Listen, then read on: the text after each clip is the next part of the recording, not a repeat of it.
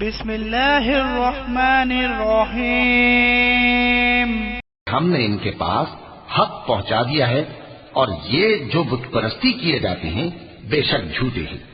اللہ نے نہ تو کسی کو اپنا بیٹا بنایا ہے اور نہ اس کے ساتھ کوئی اور معبود ہے۔ ایسا ہوتا تو ہر معبود اپنی اپنی مخلوقات کو لے کر چل دیتا اور ایک دوسرے پر چڑھ دوڑتا۔ یہ لوگ جو کچھ اللہ کے بارے میں بیان کرتے ہیں اللہ اس سے پاک ہے، وہ پوشیدہ اور ظاہر کو جانتا ہے، اور مشرک جو اس کے ساتھ شریک ٹھہراتے ہیں اس کی شان اس سے بلند ہے۔